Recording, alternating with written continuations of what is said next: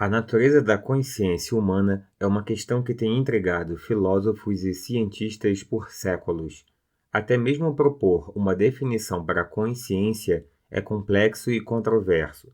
Dizemos que uma pessoa sob anestesia geral está inconsciente, o mesmo valendo para aquela que está adormecida. Quando tomamos uma decisão após refletirmos, dizemos que fizemos de forma consciente. Certamente, a palavra consciente não tem o mesmo significado em todos os exemplos. Em uma definição mais simplista, a consciência é o conhecimento do interno, do indivíduo e do externo, o que o cerca. Nosso estado de consciência é mantido por uma série de estruturas que, em conjunto, formam um sistema ativador reticular ascendente. Entre elas estão uma série de núcleos localizados no tronco encefálico, no tálamo e no hipotálamo. Como pode-se observar, alguns fatores como ruídos e estímulos visuais têm efeito excitatório sobre esta via. A figura ilustra também, através das setas, que esta via tem efeito excitatório sobre o córtex. Nesta imagem vemos a via por uma técnica chamada de tractografia, mostrando que ela se estende desde o tronco encefálico, passando pelo tálamo e até o hipotálamo. Ela é crucial no controle do estado de sono e vigília. Há uma doença rara e dramática que acomete o tálamo, a insônia fatal, que você pode entender melhor no link da descrição. Mas o que é de fato a consciência?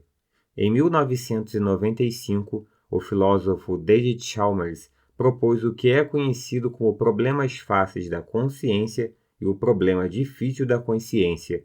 Os problemas fáceis são aqueles que podem ser investigados através da metodologia científica, como a diferença de estar acordado e dormindo.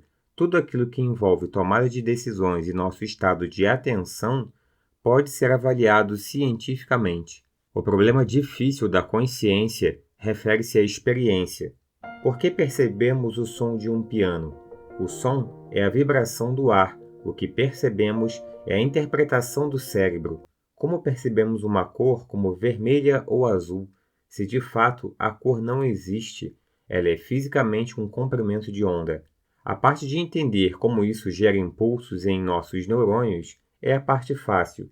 Mas por que ficamos felizes ao escutarmos uma música ou ao sermos tocados por alguém que gostamos? De onde vem essa sensação percebida? Fisiologicamente, só é possível nos debruçarmos sobre os problemas fáceis da consciência, não que eles sejam tão fáceis.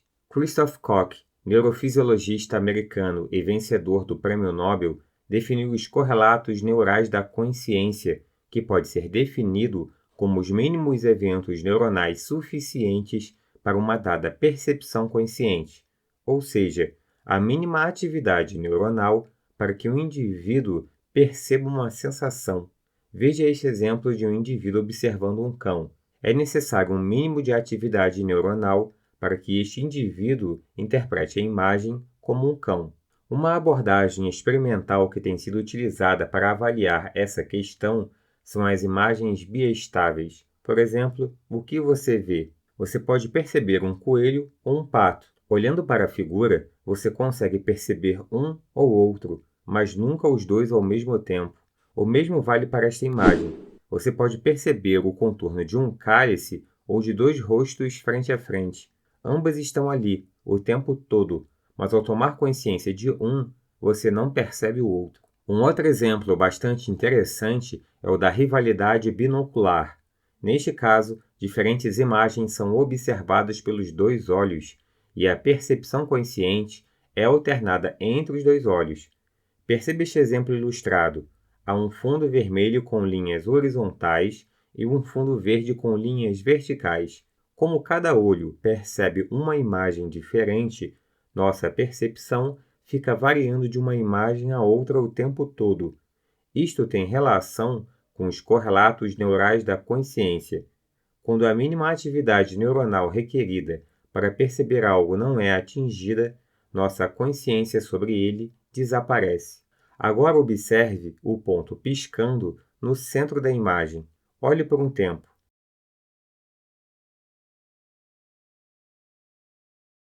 E aí, percebeu? Os 3 pontos localizados ao redor do ponto central piscando vão aparecer e desaparecer. Ele está ali o tempo todo, mas a sua consciência sobre sua percepção desaparece. Mais uma vez, os correlatos neurais da consciência. Nem todos os objetos são percebidos pelo córtex de forma igual. De forma curiosa, quando a imagem de um golfinho e do rosto de uma menina são mostrados, vemos um padrão na ativação neuronal. O córtex entorrinal se torna especialmente ativado quando observa o golfinho, mas não o rosto da menina. Objetos e figuras distintas ativam regiões distintas. Se é pedido ao indivíduo para imaginar o golfinho, a mesma região é ativada, ainda que nenhuma imagem esteja sendo observada. A mesma região do cérebro é ativada como se ela estivesse conscientemente sendo visualizada. Um experimento que ficou bastante conhecido é o da autoconsciência. É um teste muito simples no qual se utiliza um espelho. Neste experimento, o animal é anestesiado e marcado em alguma região em que ele não vê, tipicamente a testa. Depois, o animal é colocado de frente para o espelho e, se ele for capaz de se reconhecer, ele irá examinar a marca ou tentar removê-la.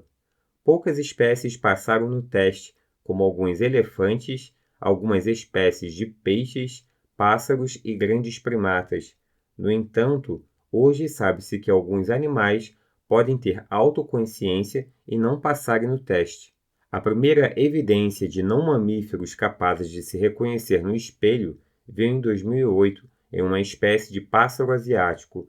Veja que ele foi marcado no pescoço abaixo do bico, onde não consegue ver, e tenta remover a marca, e volta a olhar no espelho para ver se a marca já saiu. É interessante pensar que animais supostamente mais inteligentes, como o macaco rhesus, não passam no teste. Os eventos que ocorrem no cérebro são transmitidos através de impulsos nervosos que se propagam. Estes impulsos são íons como sódio e potássio passando através da membrana neuronal. Processos mentais como a consciência e processos físicos como a atividade cerebral estão conectados, porém, a natureza desta interação é desconhecida. Como o fluxo de íons pode se tornar algo como a memória, a visão ou consciência? Do ponto de vista físico, é apenas uma corrente elétrica formada por íons fluindo de um lado a outro. Descartes, um filósofo muito conhecido, propôs o dualismo cartesiano, onde a mente e o corpo são entidades separadas. A proposta do monismo entende que tudo o que há provém de uma única natureza, sendo sua vertente mais conhecida o monismo materialista, que afirma que tudo o que existe provém da matéria. Assim, cérebro e consciência são indissociáveis. Descartes proferiu: penso, logo existo. Esta frase demonstra que, pelo fato do indivíduo pensar, isso indica sua existência, mas a natureza do pensamento e da consciência ainda permanece obscura. Obrigado por assistir o vídeo e até a próxima.